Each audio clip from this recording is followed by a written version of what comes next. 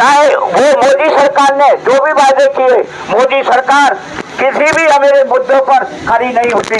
चाहे वो स्वास्थ्य का मसला हो, चाहे एजुकेशन का मसला हो, चाहे भुखमरी का मसला हो, चाहे बेरोजगारी का मसला हो, चाहे स्कूल कॉलेजों का मसला हो, खेत खलिहानों का मसला हो, सब पर ये सरकार बिल्कुल बिल्कुल निर्भता नहीं। जैसे 100 में से अगर नंबर दिए जाए तो इस सरकार को 0 नंबर मिलेगा। भाइयों, भारत का संविधान जो डॉक्टर भीमराव अंबेडकर द्वारा बनाया गया है, उस संविधान की भारतीय कम्युनिस्ट पार्टी और जितनी वामपंथी पार्टियां हैं, जितनी हिंदुस्तान के अंदर लेफ्ट पार्टियां हैं, उनका दायित्व बनता है कि बाबा साहब अंबेडकर के संविधान को रक्षा की जाए।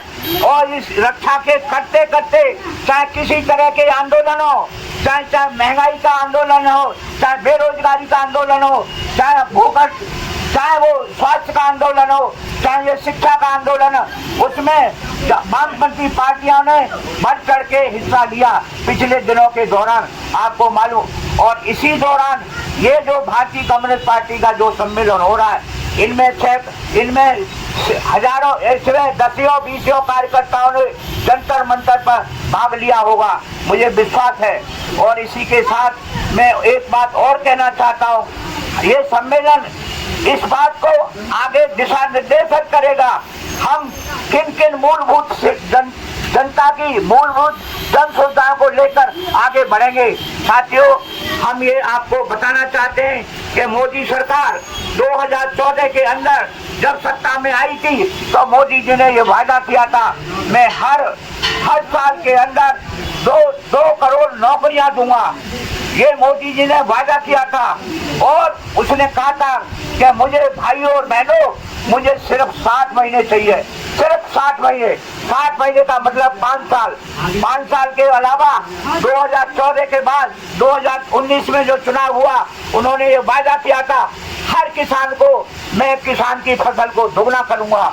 इसके अलावा 2019 के बाद 2024 में चुनाव हुआ तो उन्होंने ये इशारा किया था कि अब की बार 400 पार, अब की बार अगर 400 पार होते तो ये भारत का संविधान है, भारत के संविधान पे ये भारतीय जनता पार्टी की सरकार, ये पूंजीपतियों की सरकार इस भारत के संविधान को बिल्कुल खत्म कर देती।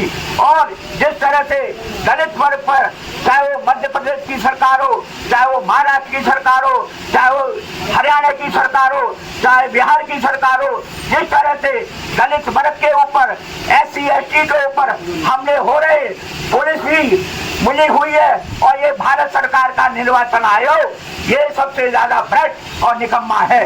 इसलिए हम आपसे ये सम्मेलन इस बात को दिशा करेगा कि हम आने वाला जो भी ये हमारी यहाँ से टीम तैयार होगी, ये क्रीम की तरह ये आगे बढ़ चढ़कर हिस्सा लेगी।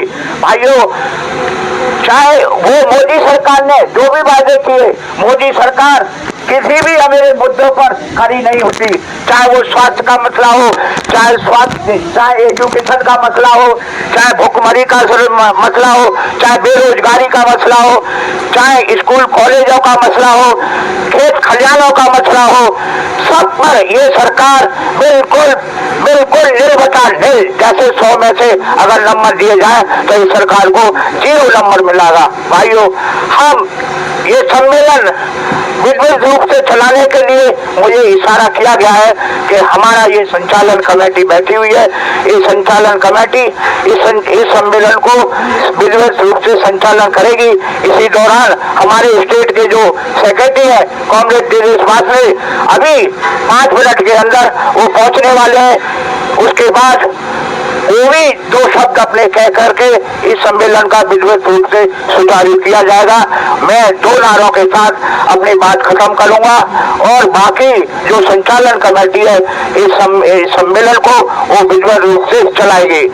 इंकलाब जिंदाबाद, भारतीय कम्युनिस्ट पार्टी जिंदाबाद, मजदूर एकता जिंदाबाद, CPI जिंदाबाद, CPI जिंदाबाद।